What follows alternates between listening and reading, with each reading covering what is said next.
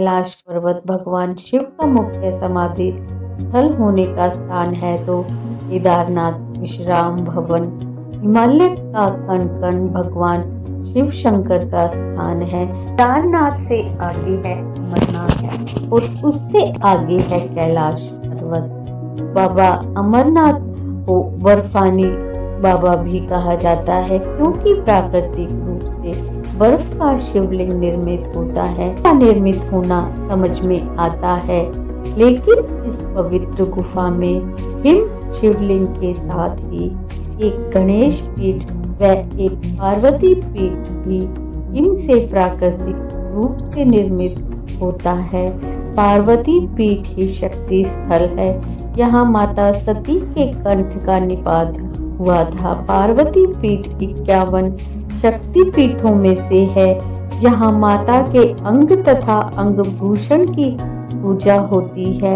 ऐसे बहुत से तीर्थ हैं जहाँ प्राचीन काल में सिर्फ साधु संत ही जाते थे और वहां जाकर वे तपस्या करते थे, लेकिन आजकल यात्राएं सुविधाएं सुगम होने के चलते व्यक्ति कैलाश पर्वत और मानसरोवर भी जाने लगा है। ये वे स्थान हैं जो हिंदुओं के सबसे महत्वपूर्ण स्थान हैं। अमरनाथ गुफा। इस पवित्र गुफा में भगवान शंकर ने भगवती पार्वती को मोक्ष का मार्ग दिखाया था। इस तत्व ज्ञान को अमरनाथ कथा के नाम से जाना जाता है, इसलिए इस स्थान का नाम अमरनाथ पड़ा। यह कथा भगवती पार्वती तथा भगवान शंकर के बीच हुआ संवाद है। यह उसी तरह है जिस तरह भगवान कृष्ण और अर्जुन के बीच संवाद हुआ था। सती ने दूसरा जन्म हिमालय राज के यहाँ पार्वती के रूप में लिया। पहले जन्म में वे दक्ष की पुत्री थी तथा दूसरे जन्म में वे दुर्गा बनी। एक बार पार्वती जी ने शंकर से पूछा, मुझे इस बात का बड़ा आश्चर्य है कि आपके गले में नरमुंड माला क्यों है? भगवान शंकर ने बताया, पार्वती जितनी बार तुम्हारा जन्म हुआ है उतने ही मुंड मैंने धारण किए हैं। पार्वती बोली, मेरा शरीर नाशवान है, मृत्यु को प्राप्त होता है, परंतु आप अमर हैं। इसका कारण बताने का कष्ट करें। मैं भी अमर अजर होना चाहती हूँ। भगवान शंकर ने कहा, यह सब अमर कथा के कारण है। यह सुनकर पार्वती जी ने शिव से कथा सुनाने का आग्रह किया। बहुत वर्षों तक भगवान शंकर ने इसे टालने का प्रयास किया, लेकिन जब पार्वती की जिज्ञासा बढ़ गई तब उन्हें लगा कि अब कथा सुना देना चाहिए। अब सवाल यह था कि अमर कथा सुनाते वक्त कोई जीव इस कथा को ना सुने, इसलिए भगवान शंकर 5 तत्वों का परित्याग करके इन पर्वतमालाओं में पहुंच गए। अमरनाथ की गुफा में जाते हुए वे सर्वप्रथम पहलगांव पहुंचे, जहां उन्होंने नंदी बैल का त्याग किया। तत्पश्चात चंदनवाड़ी में उन्होंने अपनी जटा यानी कि केशों से चंद्रमा को मुक्त कर दिया। शेषनाग नामक झील पर पहुंचकर उन्होंने अपने गले से सर्पों को भी उतार दिया। यह पुत्र श्री गणेश को भी उन्होंने महागुण पर्वत पर छोड़ देने का निश्चय किया। फिर पंचतरणी पहुंचकर शिव जी ने 5 तत्वों का परित्याग किया। सब कुछ छोड़कर अंत में भगवान शिव ने अमरनाथ गुफा में प्रवेश किया और माता पार्वती जी को अमर कथा सुनाने लगे। जब भगवान शंकर इस अमृत गान को भगवती पार्वती को सुना रहे थे तो वहां एक शुक यानी कि एक हरी कंठी वाला तोता यह ज्ञान सुन रहा था। पार्वती कथा सुनने के बीच बीच में हुंकारा भरती थी। पार्वती जी को कथा सुनते सुनते नींद आ गई और उनकी जगह पर वहां बैठे एक शुक ने हुंकारी भरना शुरू कर दिया। भगवान शिव को जब यह बात ज्ञात हुई तब वे शुक को मारने दौड़े और उनके पीछे अपना त्रिशूल छोड़ा। शुक जान बचाने के लिए तीनों लोकों में भागता फिर रहा था। भागते भागते वह व्यास जी के आश्रम में आया। सूक्ष्म रूप बनाकर उनकी पत्नी वटिका के मुख में घुस गया और उनके गर्भ में स्थित हो गया। ऐसा कहा जाता है कि 12 वर्ष तक गर्भ के बाहर ही नहीं निकले। जब भगवान श्री कृष्ण ने स्वयं आकर इन्हें आश्वासन दिया कि बाहर निकलने पर तुम्हारे ऊपर माया का प्रभाव नहीं पड़ेगा, तभी ये गर्भ से बाहर निकले और व्यास जी के पुत्र कहलाए। गर्भ में ही इन्हें वेद, निषिद्ध, दर्शन और पुराण आदि का सम्यक ज्ञान हो गया। जन्मते ही श्री कृष्ण और अपने माता पिता को प्रणाम करके इन्होंने तपस्या के लिए जंगल की राह ली। यही जगत में सुखदेव मुनि के नाम से प्रसिद्ध हुए। श्री अमरनाथ की यात्रा के साथ ही कबूतरों की भी कथा जुड़ी हुई है।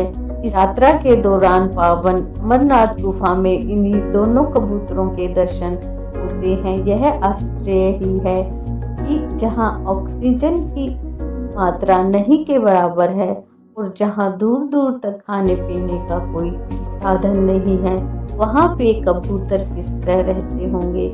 यहाँ कबूतरों के दर्शन करना भगवान शिव और माता पार्वती के दर्शन करना माना जाता है।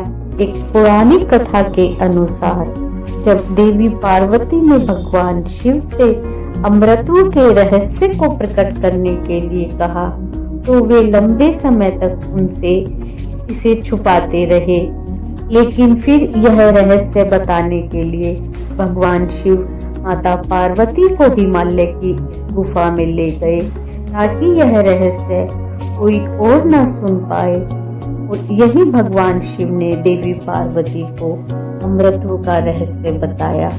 पुराणों में वर्णित है कि एक बार माता पार्वती ने भगवान शिव से पूछा, आप अजर अमर हैं और मुझे हर जन्म के बाद नए स्वरूप में आकर फिर से वर्षों की कठोर तपस्या के बाद आपको प्राप्त करना होता है। मेरी इतनी कठोर परीक्षा क्यों? और आपके कंठ में पड़ी यह नरमुंड माला तथा आपके अमर होने का रहस्य क्या है? भगवान शिव ने माता पार्वती से एकांत और गुप्त स्थान पर अमर कथा सुनने को कहा, जिससे कि अमर कथा कोई और अन्य जीव ना सुन पाए, क्योंकि जो भी इस कथा को एक बार सुन लेता है वह अमर हो जाता है।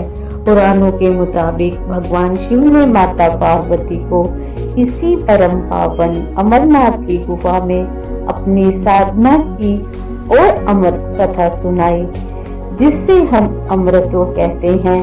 कहते हैं कि भगवान भोलेनाथ ने अपनी सवारी नंदी को पहलगांव पर छोड़ दिया, जटाओं से चंद्रमा को चंदनवाड़ी में अलग कर दिया और गंगा जी को पंचतरणी में तथा कंठ आभूषण सर्पों को शेषनाग पर छोड़ दिया।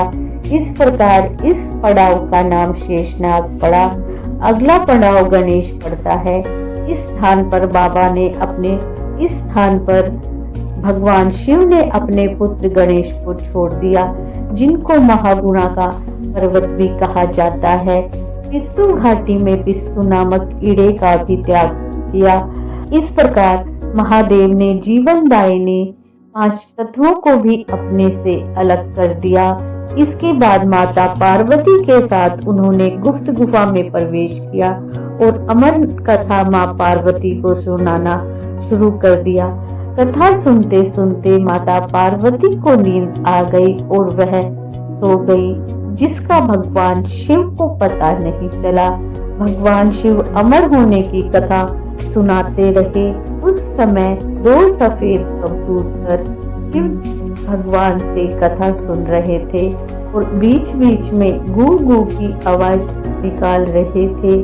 भगवान शिव को लगा कि माता पार्वती कथा सुन रही हैं और बीच बीच में हुंकार भर रही हैं। इस तरह दोनों कबूतरों ने अमर होने की कथा पूरी सुन ली। कथा समाप्त होने पर भगवान शिव का ध्यान माता पार्वती की ओर गया, जो सो रही थी। जब महादेव की दृष्टि कबूतरों पर पड़ी तो वे क्रोधित हो गए और उन्हें मारने के लिए आगे बढ़े। इस पर कबूतरों ने भगवान शिव से कहा कि प्रभु, हमने आपसे अमर होने की कथा सुनी है। यदि आप हमें मार देंगे तो अमर होने की यह कथा झूठी हो जाएगी। इस पर भगवान शिव ने कबूतरों को जीवित छोड़ दिया और उन्हें आशीर्वाद दिया कि तुम सदैव इस स्थान पर भगवान शिव और पार्वती के प्रतीक चिन्ह के रूप में निवास करोगे। अतः यह कबूतर का जोड़ा अजर अमर हो गया। ऐसा कहते हैं कि आज भी इन दोनों कबूतरों का दर्शन भक्तों को यहाँ प्राप्त होता है और इस तरह से यह गुफा अमर कथा की साक्षी हो गई और इसका नाम अमरनाथ गुफा के नाम से प्रसिद्ध हो गया। माता पार्वती भगवान सदाशिव से कहती हैं, प्रभु मैं अमरेश महादेव की कथा सुनना चाहती हूँ। मैं यह जानना चाहती हूँ कि महादेव गुफा में स्थित होकर अमरेश क्यों और कैसे कहलाए। सदाशिव भोलेनाथ बोले, देवी आदि काल में ब्रह्मा प्रकृति स्थावर जंगल और संसार की उत्पत्ति हुई। इस कर्मा अनुसार देवता ऋषि पितर गंधर्व राक्षस सर्प भूतगण कुष्मांड भैरव गीदड़ दानव आदि की उत्पत्ति हुई।